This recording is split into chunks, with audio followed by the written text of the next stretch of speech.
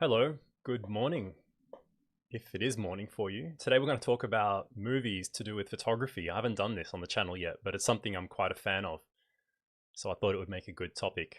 Let me know if you're here live, and I appreciate it if you are watching this later. Excuse the rambling in advance. This is going to be very casual. That looks alright. Yeah, before I get started, first, drop any of your favorites if you have any. I didn't put them in the description intentionally this time just because I didn't want to give away everything just in the description, and I was still kind of refining my choices of some of my favorites. There's many movies out there, but I have a few that I think some of you guys haven't seen yet. And what I'm hoping for is that you will suggest to me some movies I haven't seen yet.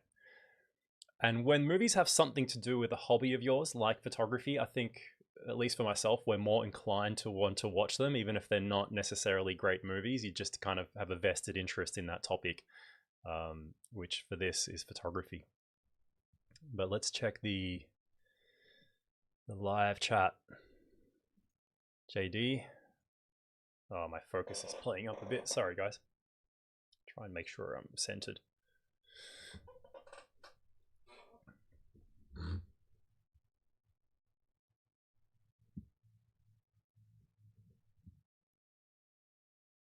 Yeah, I might not be able to get the chat to show up on screen today, but that's okay. Not the end of the world. But I can see the live chat, so Anthony, all good sound and video. Thanks, man. I appreciate it.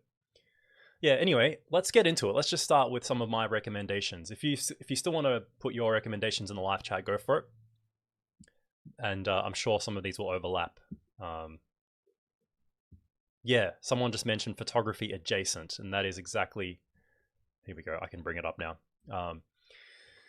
And that's what I'm talking about. It's not just photography focused movies, but photography adjacent and to do with cameras and stuff like that. So that really broadens the field a little bit. But yeah, the first one I want to recommend, and these are not necessarily in order, but they kind of are, because this particular one I think is a personal favorite just because of how left of center it is and how weird and how, like, when I first saw it, I was really surprised and had never heard of it. And that movie is called The Midnight Meat Train. So drop a live chat if you've actually seen this movie. I'm just going to go through all these on IMDb. And as you can see, the score, excuse me, on IMDb isn't necessarily great for this movie. But if you haven't seen it, it's really weird. It's really interesting. And basically, let's read the synopsis. A photographer's obsessive pursuit of dark subject matter leads him into the path of a serial killer who stalks late-night commuters, ultimately butchering them in the most gruesome ways. So what a what a weird plot, right? But it's interesting. It's Bradley Cooper playing a street photographer, and I'm pretty sure it's in New York. And it's made in 2008, but probably based on a screenplay or story, or maybe even a manga. I'm not sure. And it's a Japanese director, but based on a screenplay or story that was probably written pre-digital. So he's going around doing street photography on film, and he's printing in the darkroom. So it's quite interesting to see how they, portray all that.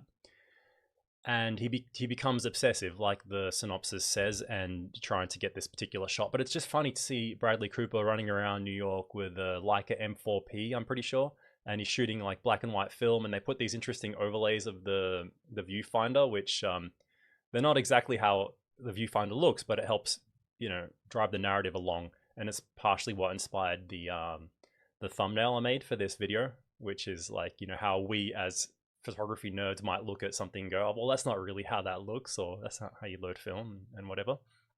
But it's a brutal movie, ultra violent. Yeah, just just strange. And I'll bring up just some of the photos here.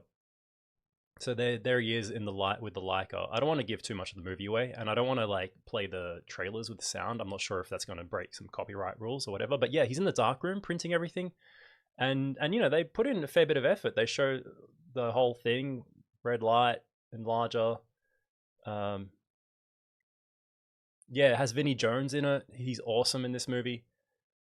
I'm getting ads for camera related stuff. Look at that. And yeah, I highly recommend it if you haven't seen this one. But if you have seen it, let me know in the live chat or drop a comment on the video if you watching this later on. Really interesting. When I saw this, I was quite surprised that I hadn't heard of it. And it has that kind of anime style, that manga anime style to it. So if you're a fan of that, it even won some kind of awards. Hopefully they're not like bad awards. So yeah, that's the first one I wanted to recommend. Okay, now moving on to some more serious stuff. The next one I want to talk about, and I know a lot of you have probably heard of this, it's called 1 Hour Photo. This is a classic. It was made in 2002 at the turn of, the digital era of photography, and it has the brilliant Robin Williams playing a lab technician, and the synopsis is: a mentally unstable photo developer targets an upper middle class family after his obsession with them becomes more sick and disturbing than any of them could imagine.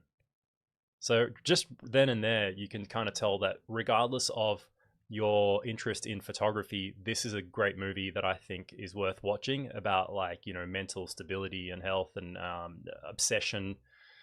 And yeah, again, without giving too much of it away, he just becomes obsessed through looking at the photos that he's developing at this lab. And yeah, that's all I'll say. I'll just say that if you haven't seen this, this is probably on the must-see list. The other one I mentioned, Midnight Meat Train, that's kind of just fun. But this movie is really nice. It's really worth watching. And 6.8, not the worst score, but it's pretty good. And I think if you're into photography and the idea of film and the transition to digital and how things change, I think you'll appreciate it that little bit more. And Robin Williams plays the role beautifully in this. It's really great portrayal by him of this character. So yeah, I won't dwell too much on that. That's just a definite one for the list. The next one, someone already mentioned this in the live chat. It's The Secret Life of Walter Mitty. So this, again, it's not a movie about photography, but in some ways I think it is. It's about that, as they refer to it in the movie, capturing the quintessence of something, the quintessential moment, for example, which kind of ties into the idea of the decisive moment, or making a photograph that encapsulates a certain story or person or moment perfectly in that one frame. And it's just a really nice, heartfelt movie. It's just fun to watch, has a great soundtrack, some really cool music by Arcade Fire and whatnot, really well shot. And yeah, I've thoroughly enjoyed this movie. I've seen it multiple times. I have the Blu-ray, and yeah, it doesn't get old. It's quite good. If you haven't seen it, whether you like photography or not, I think you'll like it. But yeah, there's this great moment that gets referenced a lot in the photography circles with Sean Penn playing a photographer, and he's up, in the mountains in the Himalayas or something like that, camping out for this one shot with his little Nikon F3 titanium and a massive telephoto lens. And yeah, I highly recommend this one if you haven't seen it. All right, next movie on the list. Before I move on, I can show you more photos from Walter Mitty, but I'm sure you guys already know enough about this one. And if you haven't, yeah, 7.3 on IMDb. Check out the trailer. Next one I want to recommend, Kodachrome. Classic. Well, not classic in terms of its age, but as a photography-related movie. And the story of Kodachrome as a film stock, I think, is interesting in itself. If you haven't already seen the Steve McCurry documentary and other, movies and things referencing the story of Kodachrome, and this particular movie is about the end of Kodachrome and the very last labs to process it. And with the synopsis here on IMDb, it says, set during the final days of the admired photo development system known as Kodachrome, a father and son hit the road in order to reach the Kansas Photo Lab before it closes its doors for good. So it's more than just about photography. It's about the relationship between the father and son, about life, about, why we do what we do and all that kind of stuff. It's really heartfelt, really enjoyable. And again, you may enjoy it more as a photographer, but I still think that you would enjoy it either way. So let me know, anyone in the live chat, if you have seen any of the movies I've listed so far. just so I know you're all there. I've been having issues with the live chat recently where I don't see the chat and they suddenly all pop up at once. I think that might be happening again, but that's all right. I can see that there's people online. So I'll move on to the next movie. This one I only saw recently, I think last year. It's called Minamata. It had been on my radar for a while, ever since it came out, because Ted Vieira, whose podcast I listen to, he did an episode talking about this movie, and I added it to my watch list. It's Johnny Depp playing Eugene Smith, and focusing on this one photo assignment that he had in Japan, covering the Minamata, I guess, disaster or controversy of the chemical leaks and whatnot. But this was actually quite good. This one also took me by surprise, and it was quite well made. Johnny Depp does a pretty good job playing W. Eugene Smith. And the synopsis here on IMDb: war photographer W. Eugene Smith travels back to Japan, where he documents the devastating effect of mercury poisoning in coastal communities. So yeah, even for myself, who knew really nothing much about W. Eugene Smith, I'd heard of him and seen some of his photographic work, but I think this movie was a great insight into him as a person, as a photographer, and into this particular era towards the end of his career. And yeah, well made, like I mentioned, so worth watching this one.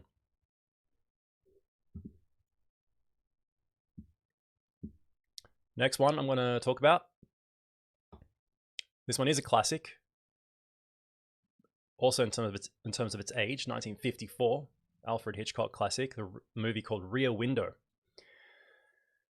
This one, it's a photographer in a wheelchair spies on his neighbors from his Greenwich Village courtyard apartment window and becomes convinced one of them has committed murder, despite the skepticism of his fashion model girlfriend. So yeah, really interesting plot there and synopsis. And from my experience watching this movie, thoroughly enjoyable. Don't worry about the age, even if you're not a big Alfred Hitchcock fan. Neither was I. I'd only seen a few of his movies. I just checked this one out. And I did check it out because, you know, it's to do with a photographer. But even in and of itself, cool movie, really interesting. And it kind of really ties into today's day and age of, like, you know, voyeurism and social media and all that kind of thing and obsession. So yeah, I recommend this one despite its age if you're put off by really old movies. I'll show you some of the photos here. Grace Kelly, James Stewart. And I think I saw a post some time ago on maybe JCH Instagram doing a quiz, like what camera was he using? I can't remember what it was now. It might have been an Exacto or something like that. But yeah, basically he's sitting at the window using the camera. This is a cool overlay effect here they put to spy and to kind of keep watch on this neighbor situation that he becomes obsessed with. Yeah.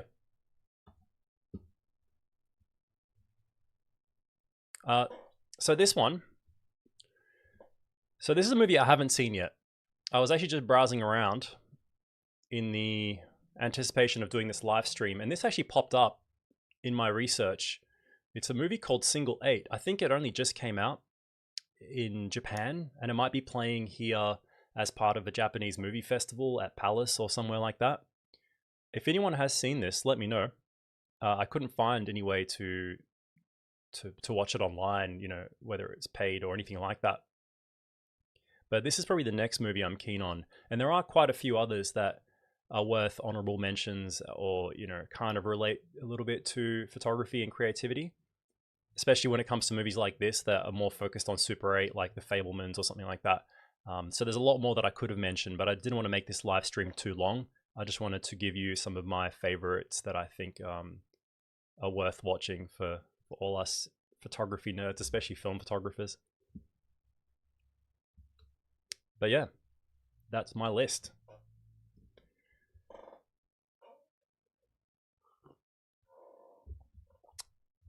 So again, if anyone has left any live chats, I haven't seen anything since the third message that came through, which was this one. So my apologies. I think it has been just playing up lately.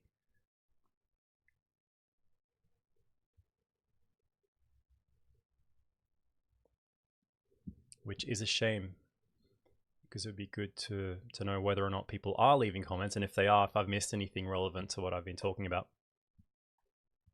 But that's all right.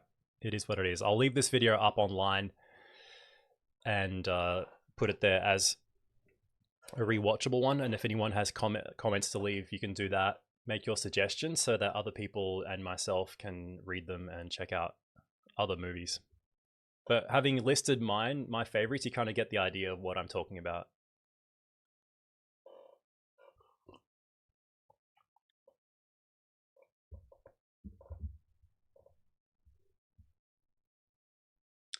I'm just gonna, check a few settings here.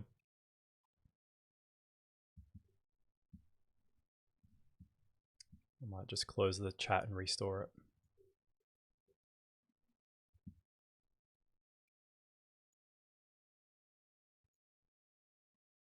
Okay, that fixed it. There's so many actually. I'll just read through what I've missed. Yeah, 1 hour photo, big favorite. I won't be able to put it up on the screen anymore. Sorry guys. I'll just reply so that you guys don't feel like I ignored your comments. But because I restored it, I don't think I'll be able to put them up on screen. Excuse me. Anthony, my favorite is Minamata. Yeah, that was a good movie. I was really surprised. Shom, 1 hour photos. If you want something very dark and indie, Choir Girl is out there. Okay, I'll type that one in, Anthony. I'm just gonna take notes of any movies people suggest, because I'm going traveling next month, and I often download or prepare, a bunch of movies to watch on the plane rides. So this will be good. Anthony Ferguson, I always like The Killing Fields as a combat photographer movies. Oh yeah, there's plenty of combat photography related movies. And I didn't include documentaries, by the way. There's plenty of great docudramas like Salt of the Earth by Wim Wenders about Sebastião Salgado. Amazing movie. But like I mainly focused on completely fictional ones. If you read that. Almost every frame of Walter Mitty is a carefully and beautifully framed photo. Yeah, that's what I found. It was really well shot. And I like how they, in the end, showed all these actual photographs of some of the actors. See if I can fix the chat. The reason the chat messes up, I think, is because I pop it out onto a separate window so I can see it better. And then it disappears. This might have fixed it. Yeah, cool. JD, haven't seen any of them yet. Looking forward to watching them. Yeah, let me know what you think, man.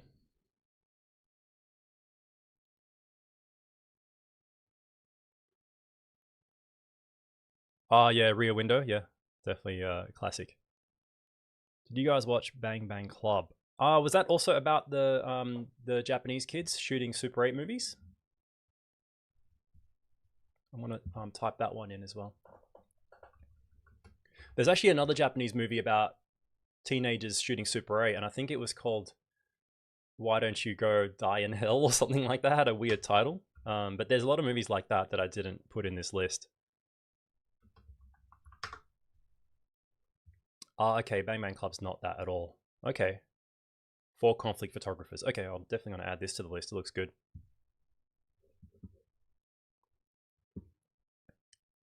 Someone else mentioned that? Yeah, cool. Nice. All right, this one's definitely going on the list. All right, so it looks like that's the comments I missed. But cool. I'll leave it there. Glad I got to fix that in the end, and hopefully some of you guys watch these and let me know what you think. If you do watch them, especially that first one I mentioned, Midnight Meat Train, sorry. Let me know in the comment. Come back to the video, put a comment, let me know what you thought. It's definitely one that I'm going to rewatch sometime down the track. It's a bit brutal though. I warn you in advance if you're not really good with. It's stylized violence though, very stylized. But yeah, if you're not good with that, maybe don't watch it. But if you do, let me know what you think. So I'll end this live stream here. Thank you for joining. Thanks for all the support. I just launched another video on the channel overnight. I scheduled it. It was about gaining your motivation back for creativity, for photography, and just talking about motivation in general, whether or not we need how important it is to have it in the first place and stuff like that. So if you're interested in those kind of chatty videos, go check that out. That's been posted as a normal video. It's already up. And I've been trying to post to the personal channel again. Last one I did there was about my videography setup, the camera I use for videography. So yeah, I'm trying to be a bit more consistent, especially before going away next month. But thank you for all the support and patience, and I will see you on the next live stream or video. All right, guys, have a good Sunday.